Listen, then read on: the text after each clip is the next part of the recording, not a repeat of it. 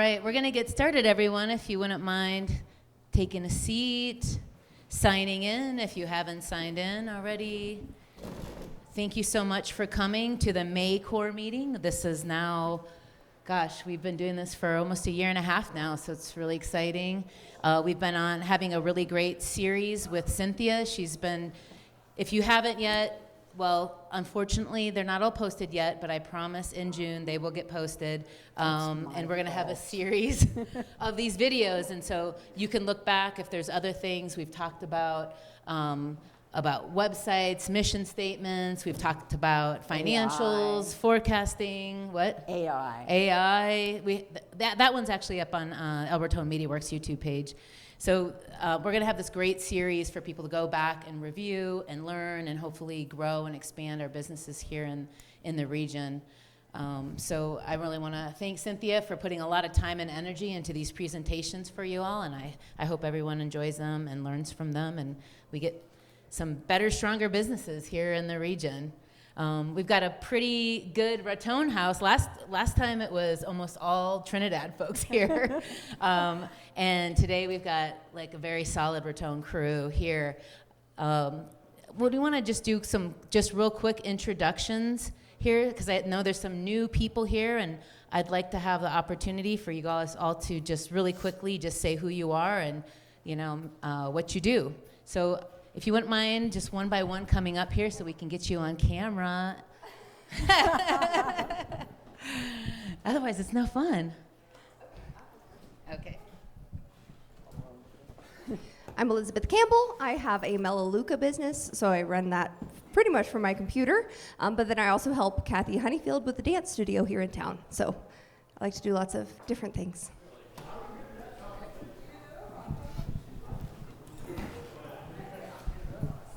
Where's the camera?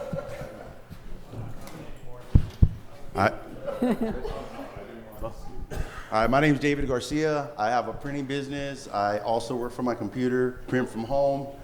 I do all direct-to-garment, digital printing. Basically, I can put your face on a shirt or anything like that. I always get nervous at the end.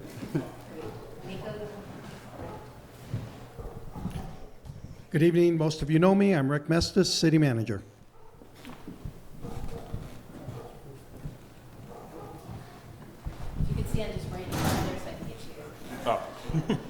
Kyle Fitzgerald, Western Grid Solar, Inc.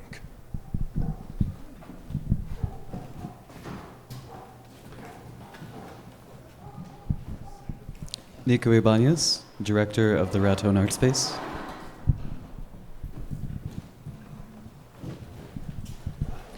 Walt Dietrich. Presently, I don't have a business myself, but I support my wife with her. She's an artist, randomalchemy.com.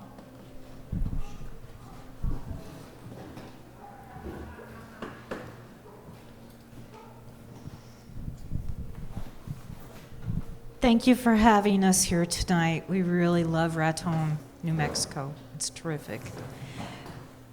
We are very much looking forward to becoming integrated into everything here. My name is Lisa Dietrich, primarily Walt's wife, and 3 kids, and I'm an artist. Looking forward to the future. Thank you.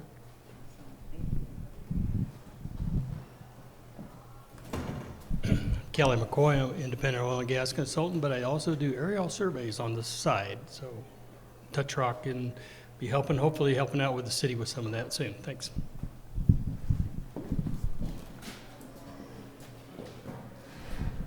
My name is William. This way. My name is William Fresnel, and I'm a retiree from Texas Instruments for 35 years. My undergraduate degree was in mechanical engineering, and then my master's was in data science. So I did corporate level reporting and analytics for a large corporation, and just completed, as of this month, my master's in education. Thank you. Thank you all. All right, thanks for doing that. I think it was just good. We're a small group, and since we're all locals here, I thought it would be good to introduce, and we have several new businesses and new people in town, so it was really exciting to have that. So for those of you who haven't come in past sessions, the core meeting, it's challenges and opportunities. It was for Raton entrepreneurs, but now we have changed it for regional entrepreneurs to make sure that it's inclusive of folks over in Trinidad and, Maxwell, Des Moines, anybody who wants to come, really just focused on the region. I really want to thank our host, the Ale Cellar. Thanks so much to Iris for serving everybody and being here on her night off to help us out.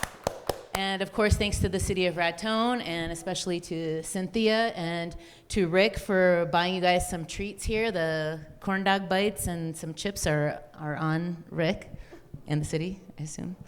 If anybody has any ideas for future sessions, please reach out to me. Or if you know of a place that you think we should host or anything, let me know. Next month, our plan, we don't have the date set yet, but we're going to be doing a session with the city so that all of the different city departments and the city grants that we've been getting, we're going to have we're going to probably have it at the Schuler. We just have to work with Billy to get the right date to talk about all the great things. A lot of people like to, they don't know what goes on behind the scenes, right? What's going on in the sausage factory.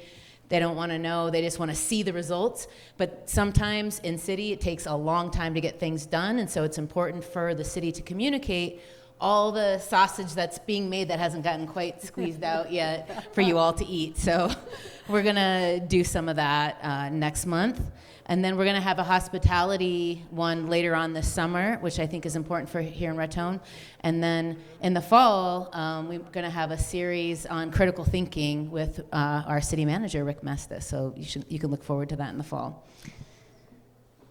All right, so I didn't even get the chance to review this with Cynthia. I just pull it out. But I think it's always fun when we have a quick little questionnaire. How many people here have an organizational file and folder structure currently in place for their business? Okay, good. All right. And how many of you have a 30-second business pitch, an elevator pitch? So, all right, Nice. 2 people. Okay, great. All right, That's just to give you a little fodder Thank for you. Appreciate introduction. that. That's great. All right, so with that, I will hand it off to Cynthia. Let me just change out the slides here. Oh, and if you guys have questions, totally fine. Just kind of raise your hand, let Cynthia know. We have not had 2 mics going before, so we're going to give this a try. And if you wouldn't mind, it would be really great if you could come up to this mic so I can both see you and hear you. So it's completely cool that some of you haven't been to the past events that we've done on this series, because we're going to take time to go through what we've covered so far, because these topics build on each other. So today, by the time we're done, you're going to have a really great sense of what the 6 functional areas of every business are, and how to build and cost out the systems that you need to scale your business, and also how to construct a 30-second pitch that doesn't sound weird. So you don't sound like someone who's trying to get something from someone. You just kind of sound like a cool, effective human being who's compassionate and attracts people naturally without being kind of a stiff freak. So that's what we're going to talk about today. So in the past, I don't know if you guys can see that okay, I'll just kind of walk through it. In February, we talked about having AI-ready content on the internet for our whole community. And this is incredibly important because AI is going out there and looking at what's on the internet, and if we're not well represented, or all that's out there are, horrible stories from crimes from 10 years ago, it's not going to reflect well. So we're trying to get everyone really mobilized to get content on the internet that's really reflective of the nature and personality of our community. And we also talked about this amazing tool that Anne is just a king at working, and it's called Placer AI. And it's a little scary the first time you see it, because what it can do is identify not only how many people are going to what particular businesses or parks in the city, but also who they are. So what ethnicity, what income level, how long were they at every place, how much did they spend. It's really quite extraordinary. So if you're trying to build a business and you're trying to figure out where to locate the business, it's really a great idea to meet with Ann in advance to try to get a sense of where a great location would be. And also, if you're doing like a marketing campaign, you can get baseline information and then run your marketing campaign and meet with Ann again and try to figure out, did it work? Was there more traffic? Was there more money being spent? And then we talked about how unbelievably easy it is to build market or conduct marketing research and do a market size, market potential, and market penetration assessment, how easy to do a business plan using AI. We have someone in the room who did that recently, so if that person wants to speak up about how fast that was, that would be great. And we have on the, it was fast. It was fast. So when I was first starting out, it was weeks or months doing all the research to launch a business. So now it's hours, which is just extraordinary. So all of the queries that we recommend are in the PowerPoints from that particular event.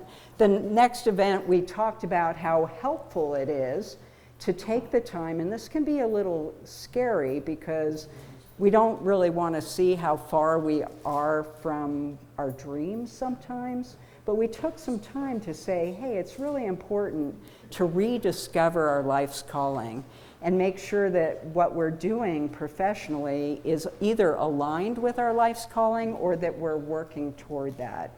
And one of the main reasons for this is what we called the tingle, the head tingle. And the story we told in that event was there was this old guy interviewing a little prodigy on TV, and the kid did all this amazing stuff. And so the old guy said, hey, why do you do this stuff? And the kid said, because it makes my head tingle, right? And so what we're trying to do is find that thing that we're called to do. Like we walk into a bookstore, there's an area we always go to. If we dial in the radio, there's something we listen to. We're unique. And if we can figure out what we're really called to do, then we end up spending 3 times the amount of time thinking of our business of anyone else, because we're thinking about it for fun. Our brain is, dopamine rushing on what we love. So we spent time talking about that and then talking about how to set up our LinkedIn profiles. Our LinkedIn profiles in this town are a little bit behind the times in both number and depth. And so another thing we offer at the city is helping you guys with your LinkedIn profiles. It's good for the city, it's good for economic development. We had a whole tutorial on that, and that PowerPoint's available as well. And then we talked about the minimum viable website. So in a minimum viable website, we want above the fold, essentially. We want to know what is the business, what is the offer, and then why should someone trust us, and then what's the call to action. And so we really need those things, those 3 things above the fold. So we explained that. Then in the last meeting, we talked about building a network that is positioning your organization to pivot in any direction you might want to pivot. So I don't know if anyone here has heard about Porter's 5 Forces. Porter's 5 Forces is a way of looking at our business. Like if I'm the business, I have my immediate rivals, I have some suppliers, I have some buyers, there are some new entrants and some potential substitutes. So if I'm getting ready to build my business, I want to start networking with people in all those directions, because one day they might buy my business, or I might buy theirs, or we might have a strategic alliance. So I've got to make sure I'm dealing with all 5 of those, right?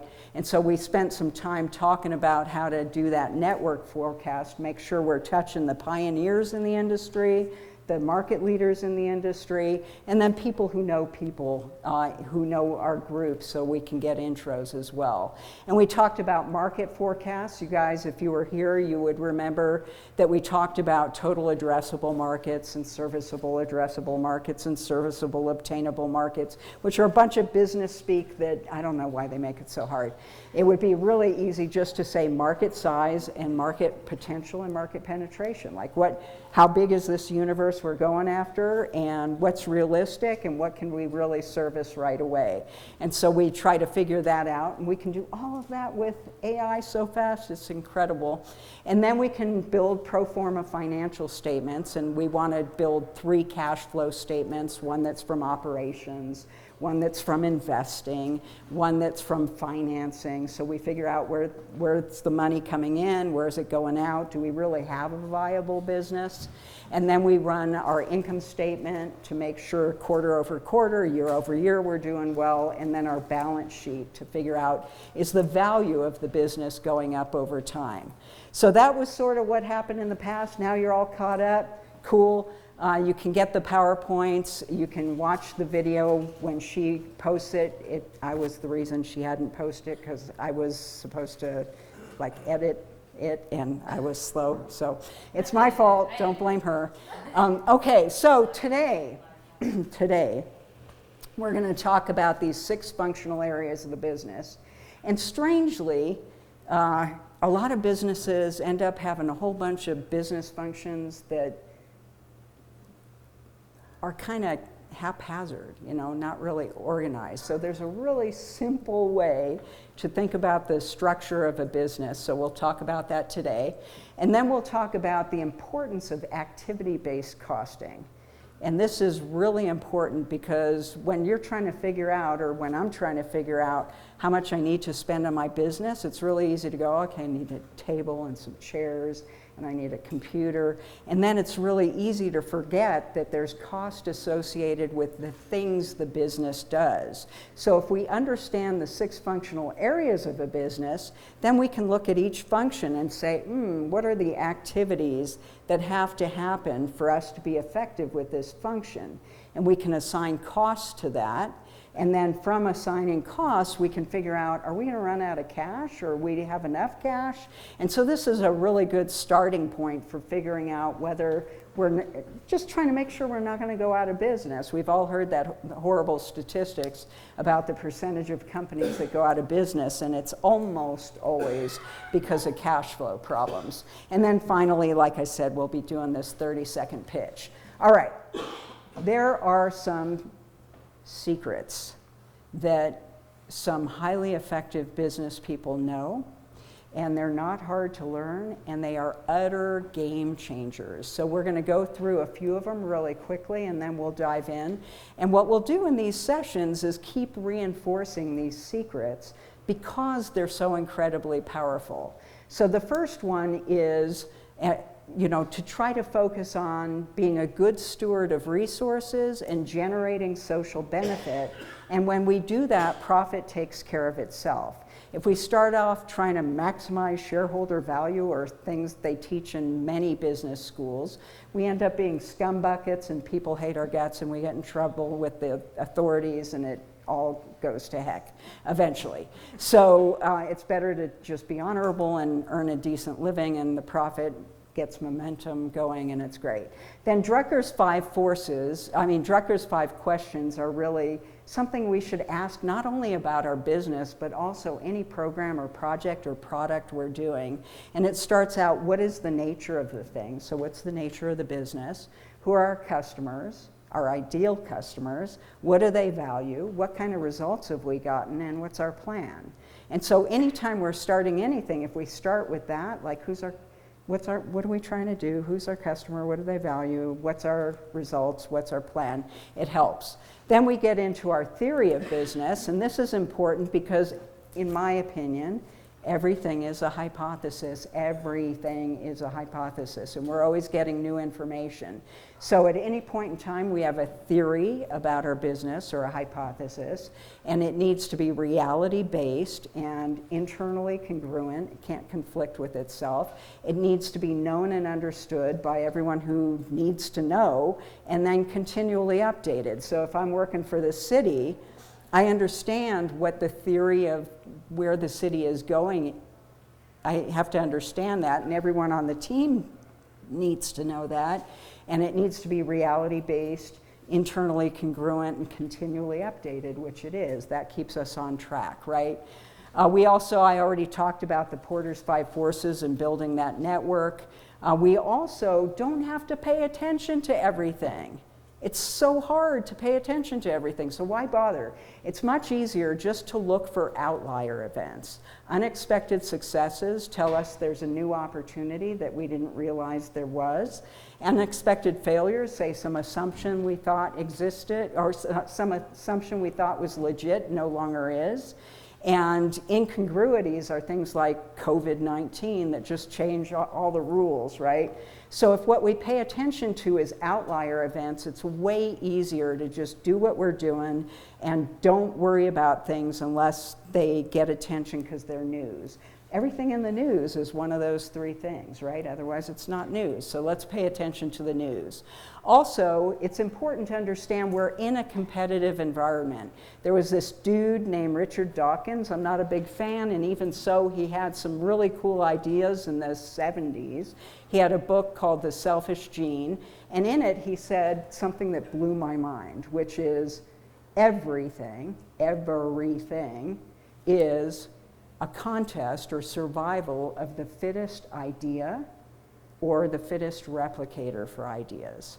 The fittest idea or replicator or vehicle for ideas. So if you've ever sat in some meeting and you're watching like the brown nose, sucking it up to the boss, what they're trying to do is take their little idea and get it replicated by the boss, right? Because if they can get that done, they have power and influence. So once we hear this, we start looking at our own messaging as an organization. If we're looking at our webpage and what's above the fold, we go, do I have the most fit, survivable concept here? And is the way I'm replicating it good? The same is true with marketing plans, fundraising, anything. We also need to be operating in two time zones at the two time spans at the same time. So we need to get things done today, and we want to get them done in a particular direction, right? So we want to get something done that's effective, that is getting us closer to our dreams. And then we can modify our dreams and influence the present, modify the present and influence the dream. So we really need to be operating in both places at once and doing a pivot between them, not starting in the middle. A lot of people just pay attention to the middle and don't think, I got to get her done and I got to be heading the right direction. So we do that. Another thing is the rule of three. It's really hard to pay attention to things if there are more than three things. Even our 6 functional areas of the business, you'll see we break them up into 2 groups of 3, just to make it easy. And then the Pareto principle says 20% of the factors generate 80% of the results. So we don't have to pay attention to everything. We can pay attention to the 20% that give the biggest lift. And then as we grow, we can hire someone to deal with, that other 80%. But as a founder or a sole practitioner or business person, it really helps to pay attention to that important 20%. And Price's law is very similar, and it basically says the square root of the number of factors is accounting for 50% of the results. So if we have 100 businesses here in town, 10, the square root of 100, would be accounting for 50% of the economic lift in the community. So these are good things to know and start practicing with. I mentioned this importance of building social benefit enterprises and not just scum-sucking, ruthless, money-mongering folks. So I have nothing against money. I'm a big fan of money. And I also think there are good ways to get it, and when we get it in good ways, we get momentum, and that helps. So this dude on the right is my personal hero, and he basically said, if we're going to create a business, we should create a customer, not be trying to get profit as the goal of the business. Create a customer, and isn't it even better if we're doing something that's good for society? Okay, so we talked about our life's calling.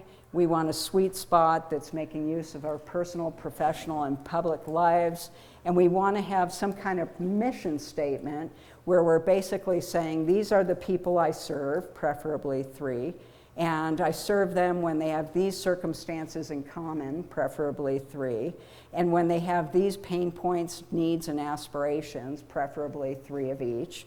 And then we're going to serve them in this particular way with these 3 products, these 3 services, these 3 solutions, and these activities with these SMART results, which you'll all remember stands for specific, measurable, achievable, relevant, and time-driven. So that's basically what we're trying to do. So now we are going to create a really vibrant business. We're going to have all our buyers, our value propositions for pain points, needs, and aspirations because they appeal to different folks.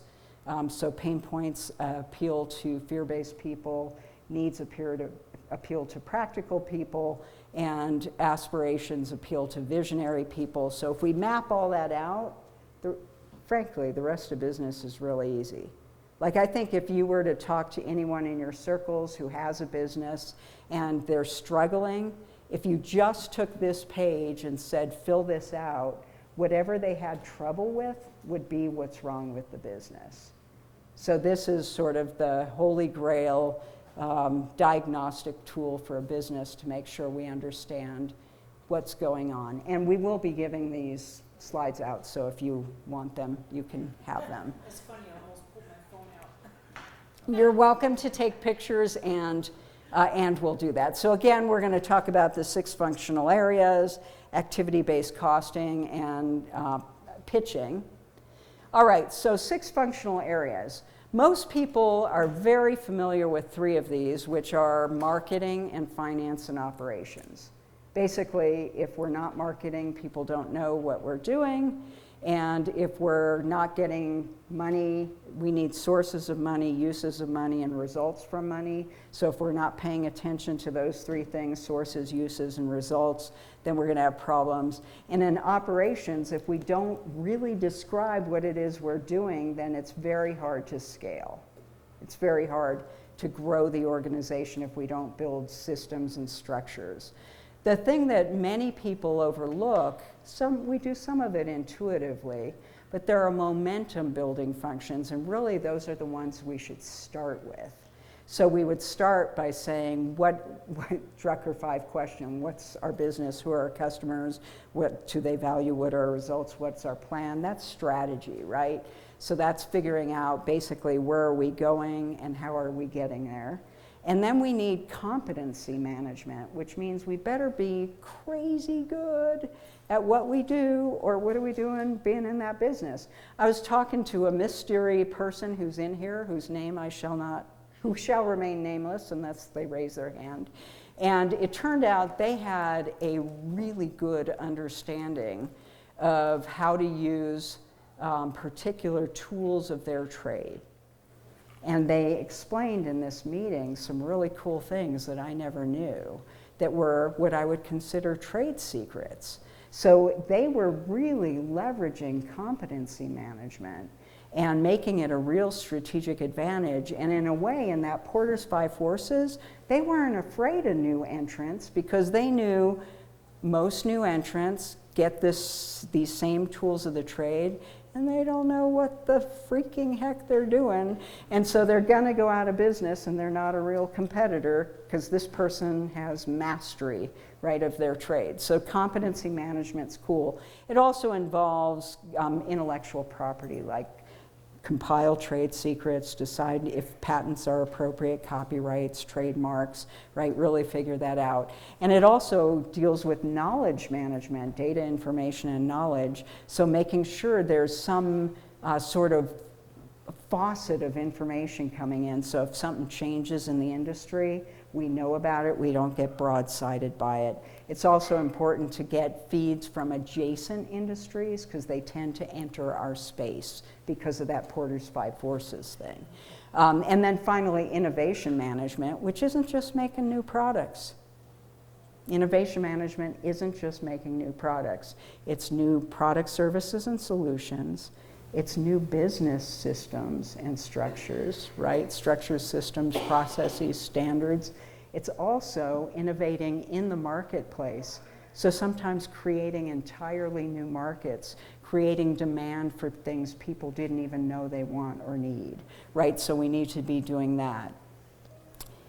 Consider those buckets, 6 buckets, and what we're going to put in the buckets are data, information, and knowledge that we're gathering in all 6 buckets. We're going to put in our thinking techniques and tools, and we're going to put in assets of various kinds. So if you were one of the couple people who already have structures for your business, you can think about, you might have a better structure than this. This is a hypothesis. This structure would say there's 6 major directories, and then within each of those directories, there's content going into the buckets that can then be retrieved. Any questions about that so far? So this looks a little complicated. Think of this as a right bracket future state. Don't freak out because it looks that complicated. We're going to just make it easy directionally, and we'll get there eventually. So basically, you can see our 6 functional areas of the business right here, right? And in front of that, we have some archives, to be filed, and under dev. And the reason is, let's say we didn't know there were only 6 functional areas of the business, and we ended up with, I don't know if you've ever seen this on someone's desk, but like files and folders everywhere, and they have all kinds of different names. That used to be my desk, right? So if we're going to be moving to a structure like that, we can put all our crazy structure in to be filed and keep working out of it, and very slowly copy things into our buckets without disrupting our current system. Once we're done with that, we can take that whole, we would copy out of it, not move stuff out of it. We would take that whole old directory and move it into archives so we never lose it. And then anything new we're working on, we can use under dev while we're working on it, and then eventually we just have these. Then I like to have a template management directory too, and it ends up looking a lot like this, but if I'm going to be starting a new document or a new Excel spreadsheet or a new PowerPoint, I want to get to it quickly. I don't want to drill down into the functions, so that's kind of a shortcut.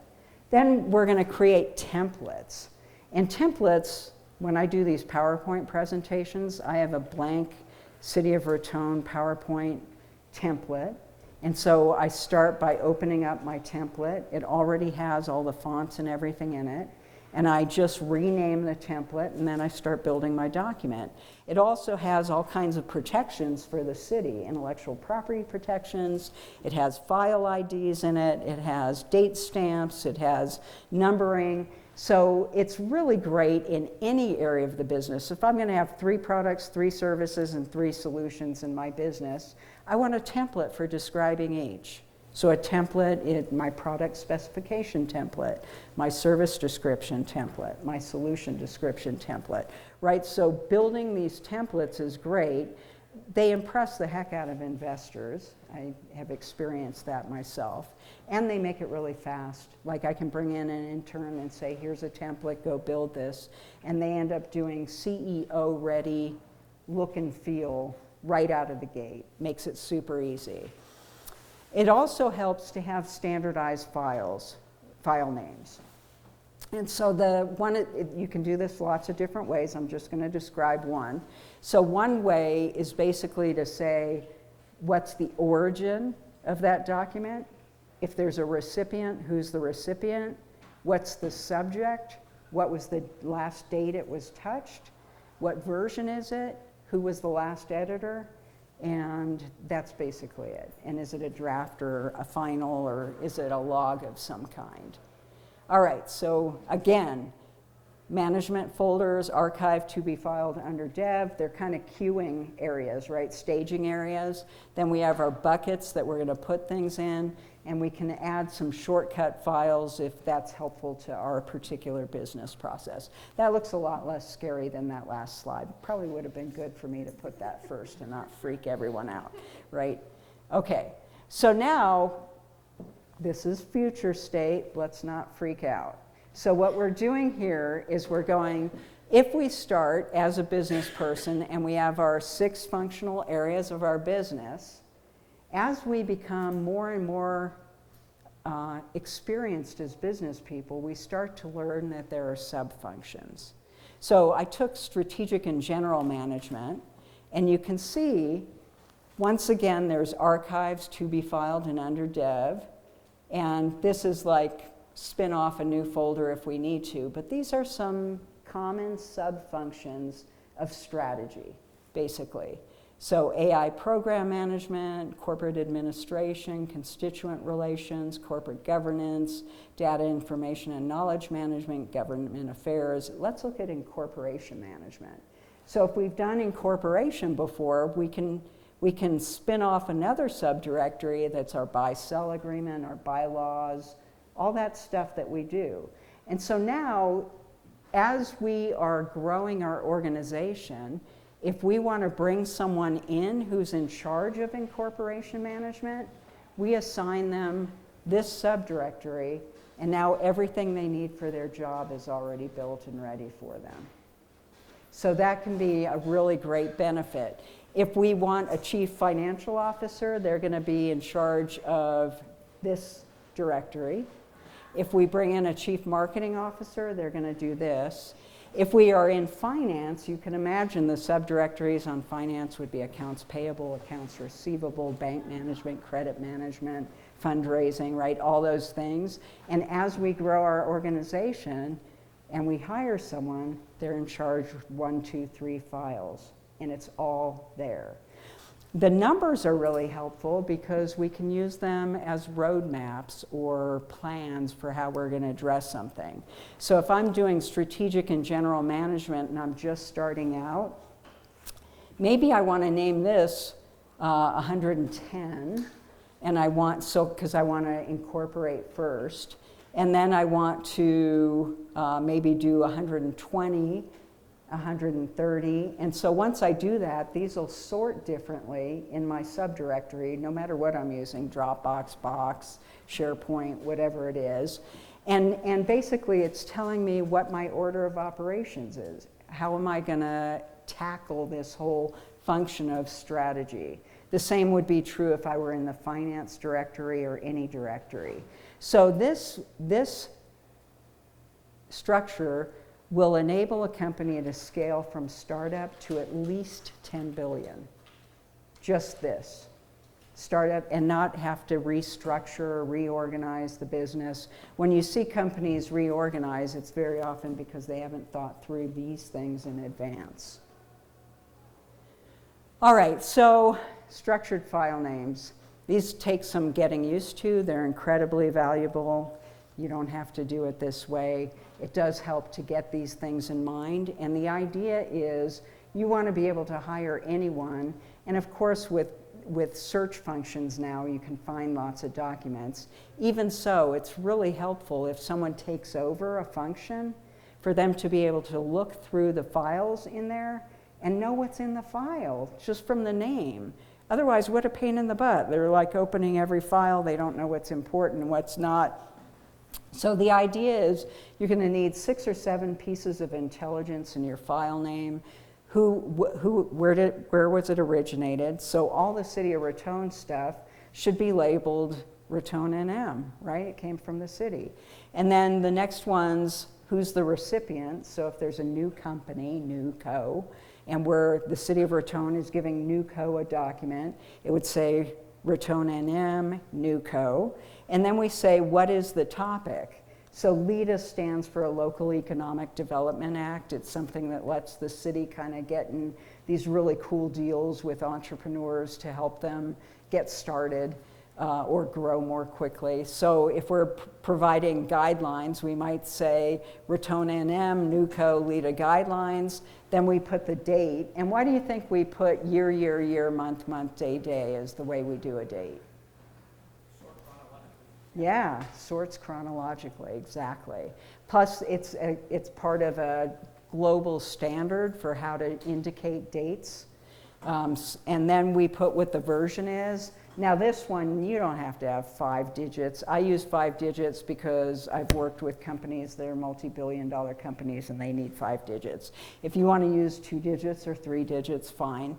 And then you have either draft, final, or a live log. A live log would be like if everyone's doing a timesheet on an Excel spreadsheet and they start in the beginning of May. You don't want to change the file every day or 3 times a day, so you have an L and it indicates that this is sort of a running log. And then the last date of the last person's initials. Now this initials one is super cool. It's got all of this has hidden value that we couldn't even begin to cover in the amount of time we have. But here's one example of why this is cool. If you're growing a company, you start getting 100, 200, 250 people. And you know there's some people who are doing the work because the 80-20 rule, and some people are taking a ride, 80-20 rule, right? So you want to know who's the 20% producing 80% of the work. So what you can do is query by initials, and then the documents that person touched come up, right? If it's performance appraisal time, people can come into the performance appraisal with all the documents they produced. Now you get some goofy people every so often who are adding commas to other people's documents because they want their name all over everything. And so that's not hard to discover, and then we help them move to another company, right? So. All right, so here's our file name, Raton, Nuco, LIDA guidelines, date, version number. Got it? So if you do anything that's basically getting that kind of intelligence captured, you're going to be in good shape.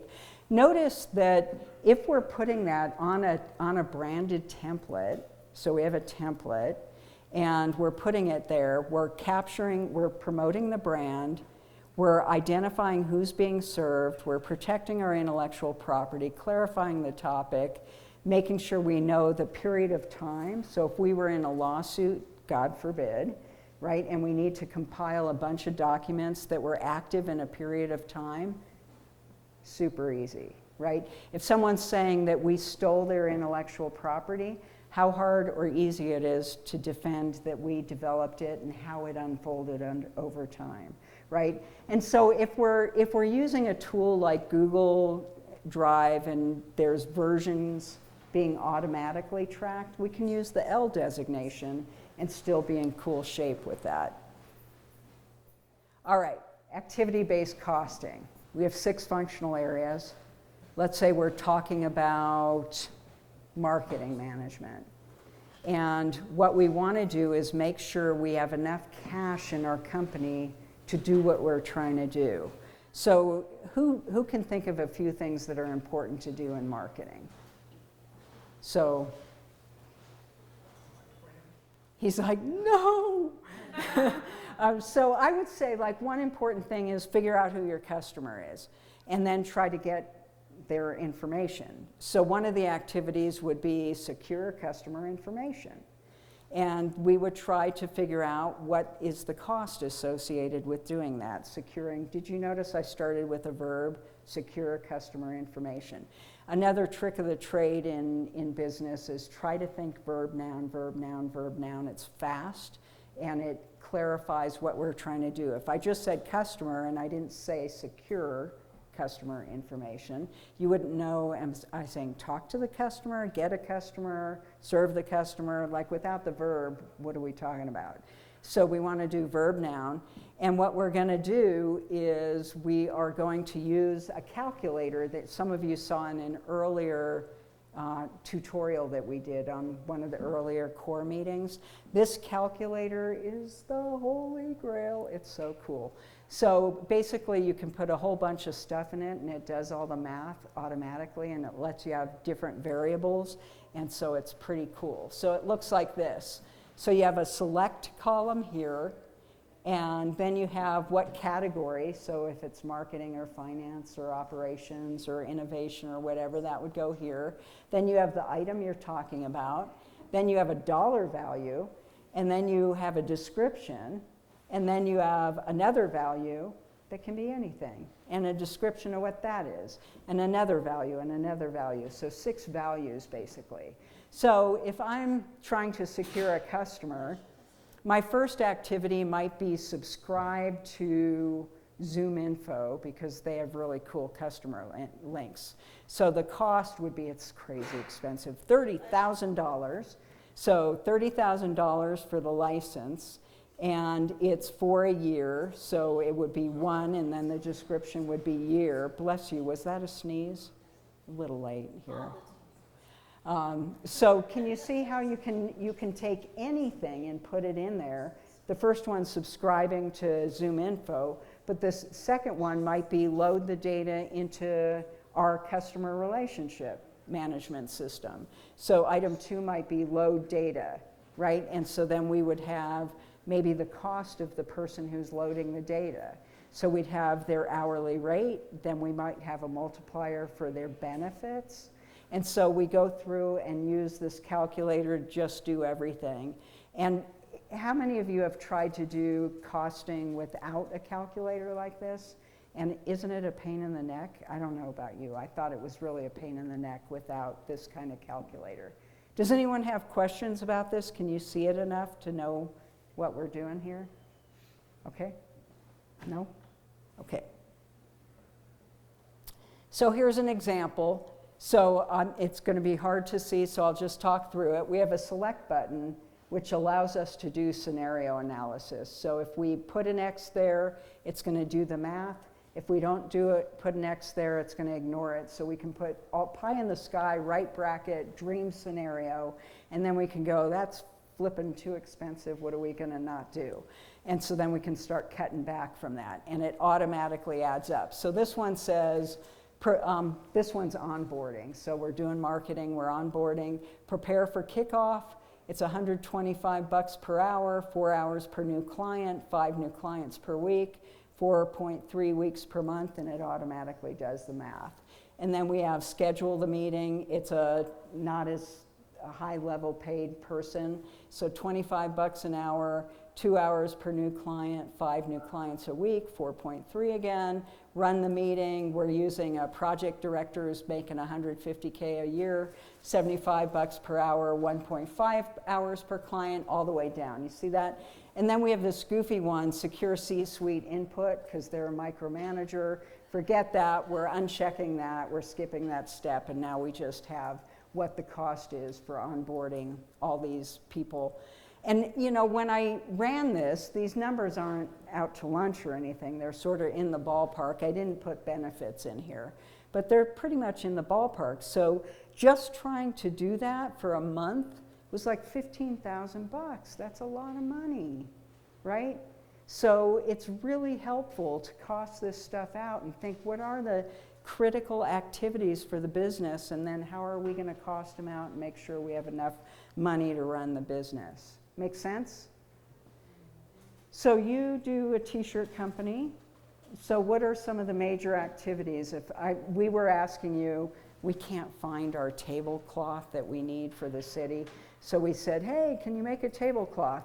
So what would be the activities associated with, if it were a good time for that, what would be some steps in verb noun?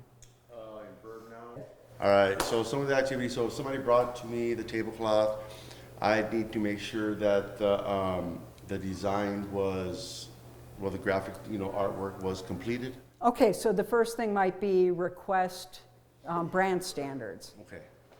Great, and then you would identify or secure the logo. Secure the logo, but even before that, I would secure the timeline, make sure that it's doable, make sure the logo's complete.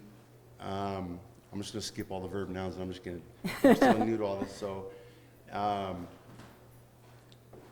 and this is just going to be on the customer's end, because when I hit it, I make sure that I have my inks. I make sure my inks, my supplies Right, are all up. that takes time and money. Yeah. Right, so see how he's identifying what he's got to do?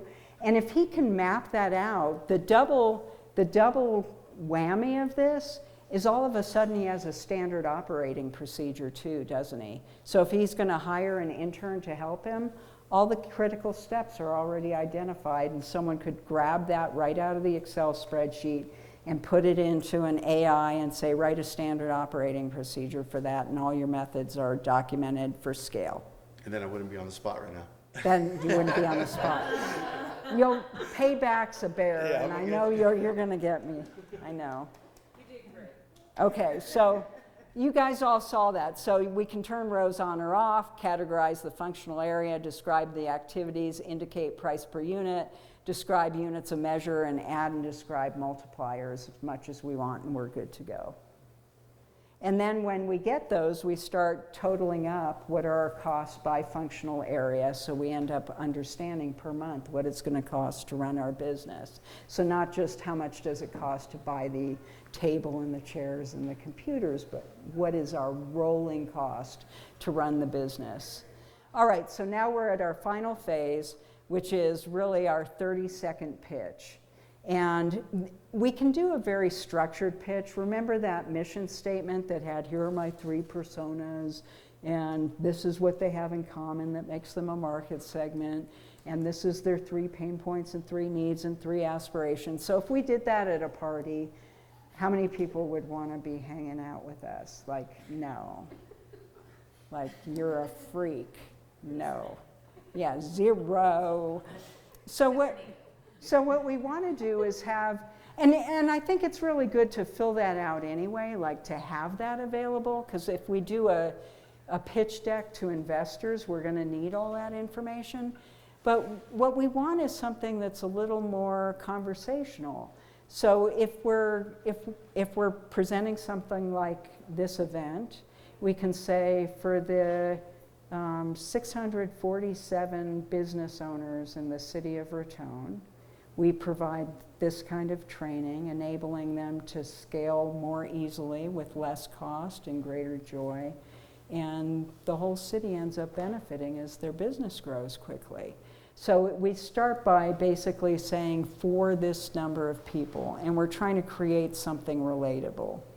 So for the people who like the kind of art that you do, or for the people who like Vacation Bible School or whatever it is, however many there are. So we open with that, and then the person's kind of hooked. Do you have to say for blank? No, just something that is relatable and doesn't feel like you're a super weirdo trying to shove your business down their throat, more or less. All right, does anyone want to practice that?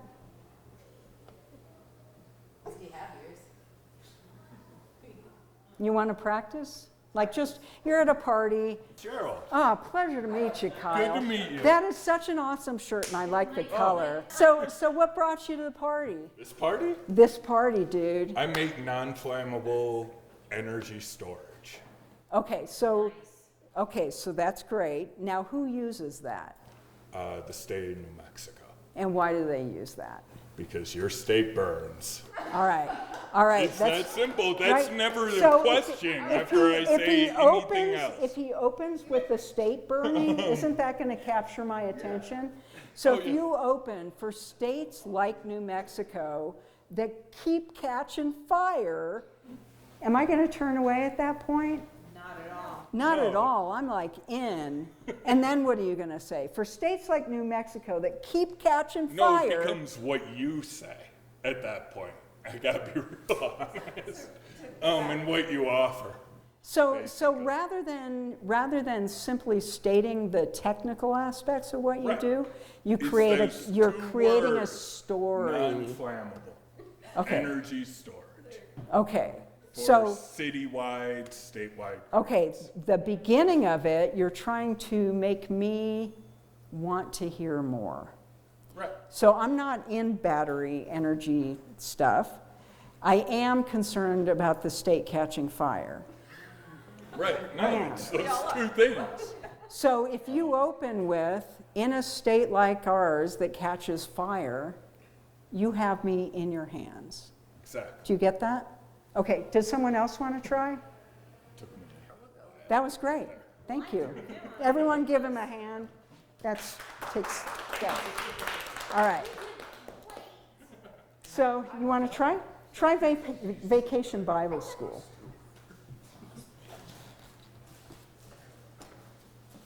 All right, so. Can you hear me right here? Oh, it's so cool to meet you. Those earrings are the bomb. Thank you. Aren't they the bomb? Those are the bomb. Thank you very much. They're new. What brought you to the party today? Well, sorry. We're role playing. We're role playing a party. So what? No, don't go weird on me. I came for the chips and queso. Oh, you did? Yes. Oh, good move. Yeah. What do you do for a living? I help stay-at-home moms make money from home. That's pretty good. It is pretty cool. I really enjoy it. Yeah. So if you were to say that in a super sticky way, what would you say? Like, there are a whole bunch of ways she could pitch Yeah, that, right? that's part of the problem is with this part is that it's hard. There's a lot of ways to say it. I think maybe just by saying I help moms who don't want to leave their kids and put them in daycare, stay home with their kids, and make money from home by marketing for an online store that I really love and has good values. So we all win together. And then if she can add some numbers, that's the bomb too. Like for the X number of moms all the stay-at-home. who I should know that data. Yeah. Yeah, that's awesome. All moms who wish they didn't have to go way back to work. go. All right, and then if we are pitching to someone who has money, we can put a little hook at the end, which is the what's in it for them hook. And that would be explaining why this is important to them, sort of reinforcing it. If I want to help the stay-at-home mom I'm talking to, Yeah. join me. So, but we don't want to be cheesy. No. So we don't want to overtly go, so call me. So here's my business card. Yeah, exactly, except I've done that a million times. What if she were to say, we have so much business opportunity, we're looking for additional people? Something like that. Nice. Oh, that way. Yeah. Oh yeah, I'm helping all these stay-at-home moms, but there's not enough of them. I still need more. And then the stay-at-home mom is listening like, I'm a stay-at-home mom. I could use extra money. Nice. Moms are rare. What about the woman that works and raises her kids? Yeah, that's another pitch. Sometimes I don't. So did you guys like that, his hook? All right. All right, so once we have that, now we get business speak again. Okay, so what we're doing here is we have our 30-second pitch, and now if we're trying to raise money or we're trying to get funds from grant authorities, there are a couple things we've got to be able to communicate, and this goes back to that really big table that said who are our 3 buyer personas and what's their challenge and what are we doing. And so we really want these key success factors to really have the answers right away for whatever our business is. So do you know exactly who buys your stuff? Yep. Who buys your stuff? City and state governments. Can you come up to the... City and state governments. Okay, so I would argue that there's a person who buys your stuff and they're in a job role. So who in the city or state government has the budget authority, need, and time pressure to buy your stuff? What is their job Puck role? Wilson, or I always say Puck Wilson, Puck Stare at the state office. That Oh, so started the ball rolling for is us. there a job position that typically would be? I forget. Oh, it's that acronym. I can never remember. So there's some job it's the role. Director of your energy department. Why is it helpful to figure out the job role versus state government? So you know where you're going. Yeah, that helps. Yeah. So that's what we want. We want the buyer persona, meaning the person, the role of the person, not just the organization. What's their problem? What are we doing? How big's the market opportunity? How are we serving them? Have we had any success? Remember Drucker's 5 questions, what are our results? And then, are we qualified? Who are we competing with? What are our financials, et cetera? And then we have our key performance indicators and our objectives and key results in the form of financial stuff, so we put all that together. And then we put it in a pitch deck, which could be 10 or 15 slides that basically tell that story. If we have all that, we might be able to get a lead agreement with the city, we might be able to get funds from grant authorities, we might be able to get investors, we might be able to build strategic alliances. We're telling our story in a really compelling way. Very, very succinct, very structured, and then we look for unexpected successes and failures and incongruities, and we adjust what we're pitching to make it better and better. because everything's a hypothesis. And then we just have a flexible mindset and just keep learning, right? So there's what we know, what we know we don't know, what we think we know that we don't, what we think we don't know that we do, and then all this space that we don't flippin' know anything, right? And so we just want to be receptive to learning and always trying to reduce the things we don't know that we don't know. This is, I would argue, a moral issue because we're trying to contribute. And frankly, we're trying to contribute in a way that's so effective that we're outperforming the scum bucket Milton Friedman shareholder value people by delivering social benefit, which is great, and trying to make great use of our time, talent, and treasure. And that leaves us open for questions. Does anyone have questions? And then if you guys want any more of this kind of training, we can start doing office hours and just be available to you guys. So we could make like Friday afternoons our office hours and anyone can come to the city and get help. This is terrific. Thank you. Thank you very much. Yeah, come on up. Because we didn't embarrass you enough already. So, so on that, on the open door policy that she just put out there. So I took advantage of that just the other day, and I've been trying to run my business since about 2013, and I've been on an up and down scale. But you know, sitting down in the office with Synthia and Ann, and they're putting the business plan up on the screen in 2 different formats. It brought a lot of clarity to what I was doing, what my customer base was. It excited me on showing me, you know, if I follow this, you know, strategic plan, I can be somewhere further than, a lot closer in a short amount of time than I've been doing and struggling for the last 13 years. So I just want to say thank you to them for that, and take them up on that opportunity, get in that office and sit down. It'll blow your mind what the Placer AI did. I've been telling all my friends about it, and now I'm getting involved in it myself. But man, thank you guys, very informative. Thank you, it's a pleasure. Thanks, man. Thanks. Yeah. I am very grateful that this town is so embracing of diversity and equity, and that people are people. Doesn't matter what you do, we all bleed red. Thank you. Any other questions or comments? All right, was there any part of this that was like, ooh, over the head? Yeah, the whole thing. The whole thing? Right after I said, great to be here. You have handouts for this afterwards? Yeah, we have the whole slide deck we can send to. Yeah. If you put your name on there, we can send you the slide deck, and that'll help. And if you want to drill down, we can do, you know, additional office hours or drill downs. Seriously, was there any particular part? I heard you loud and clear the whole thing. And was there any particular part that was like just a little tough?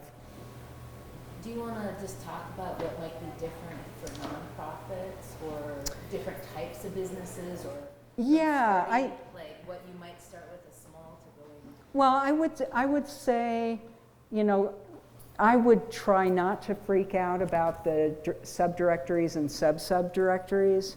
I would just say start with 6 functional areas of the business and just throw a bunch of stuff in that bucket, and don't worry about the sub-functions initially. That would be my recommendation. And just know that as you grow, you want to start breaking things into sub-functions, because you're going to need to bring help into your business. And you want to define what those sub-functions are, because someone's going to be responsible for them. So that's why it helps to have your big bucket and then little buckets. I have a question. Yes. Since Anne brought up nonprofits. You described a file management system for people that work underneath you, but do you have any advice for file management systems for volunteers, for when I'm spreading documentation and information to volunteers or sponsors or donors for organizations? Yeah, I mean, for me, I would put those functions under the fundraising, under finance. So if I have donors, I'm going to have my financial. I've worked in for-profits, nonprofits, and public sector now. And the file structure works for nonprofits and for-profits, the same file structure. And the financials are a little different. Like in nonprofits, you're going to have your donors coming in, your donations coming in as revenue, which is a little different and weird. And what Ann and I were talking about this the other day, and basically for-profits are starting to act more like nonprofits, being more oriented to, hey, we have to have mission and engage people's hearts and souls and minds. And nonprofits are getting a little more interested in being sustainable without donors. So trying to have some business model that enables the donors to be an accelerator or a multiplier, not a dependency. And we can see in today's environment that's especially important because we feel a lot of grant monies getting clawed back, right? So for a while, it's been an interest of nonprofits to start trying to stand on their own legs and go to donors that way. So under finance, I would have the accounts payable, accounts receivable. You still need that for nonprofits. You're going to have your bank management, your credit line management. Under fundraising, instead of having investors, you're going to have donors. And so then under donors, you might have sub-segments. And so you might have potential donors, actual donors, past donors, right? You might have that. You might want to move the donors to strategy and do it under constituent relationship management. That's up to you, whether you want to tuck it under finance or deal with it as a strategic engagement function. So if you have questions like that, you can come in on office hours and we can work on the structure for whatever it is you're doing. One of the things with nonprofits is like the messaging and the ability to respond quickly to grant opportunities and having basically master documents and templates that you can just cut and paste to get a grant out the door. Like that really comes into play, in my opinion, with nonprofits because we're tight on resources and we need that grant money. Yeah. Did I answer your question? Okay. Uh-huh. Any other questions? All right, we'll call it a wrap. Thank you, guys. It was a pleasure. All right, thank you. Thank you.